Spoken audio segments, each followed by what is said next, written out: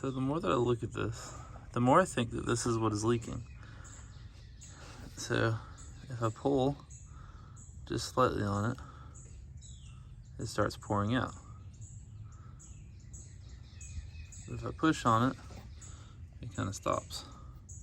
So I think when I pulled the throttle body out to clean it, I think this wiggled around too much and I ended up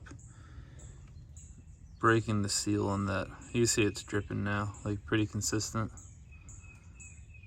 which is about the amount that it was dripping from the bottom of the truck. And then if I bet if I run the truck, it'll start pouring out. See, it's dripping pretty consistent. That's about the same speed that it's dripping. I really think that's what's leaking. I do not think it's anything else. Yep, that's got to be it.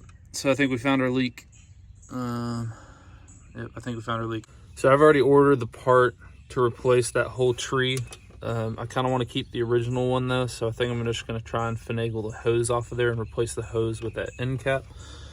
That connector, I guess, is kind of notorious for breaking, and Land Rover updated it, but I can't find any information on any of the updates they did on the connector. I did order a brass connector to replace that, but I'm gonna have to figure out how to install it because that hose looks like it's almost like heat shrinked onto the connector. So it's like super tight. So I think it would end up damaging the hose if I did.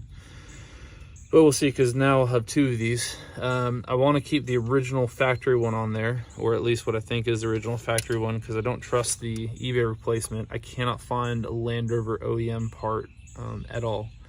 But I do have a spare one of these whole assemblies coming in. So what I plan on doing is I'm going to take the new one and I'm going to try and keep that as just a spare part.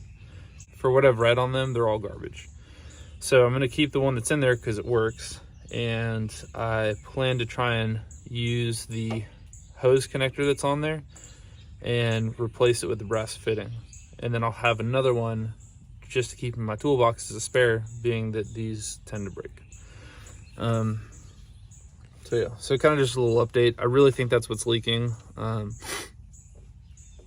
I'm not confident that it's leaking enough to feel that it's the water pump. And like I said, it's coming from behind the idler pulley, which that drips directly onto. So I'm really confident that's where our leak is. And looking at the coolant, ever since I pushed it in, the coolant hasn't dropped very much since. So it's a very, very slow drip. But that's where we're at right now. I did get the PCV valves in. I'm not going to put those in today. I'm going to probably do that tomorrow. It is very rainy and mucky outside still. It's supposed to rain some more today, so I'm not going to mess with it. But I'll have a lot of time next week too. So I'm also not going to take apart this this tree assembly right now. I'm going to wait till the new parts come in because it's holding enough coolant where I'm not super worried about it. I'm not driving it at all, but at least it's going to hold coolant. So all I got to do is top it off to keep it from getting a lot of air in the system right now. So I'm going to get some coolant on my way into work today. And then we'll just kind of replace it when it gets in. It should be here probably mid next week. So hopefully get this back on the road soon.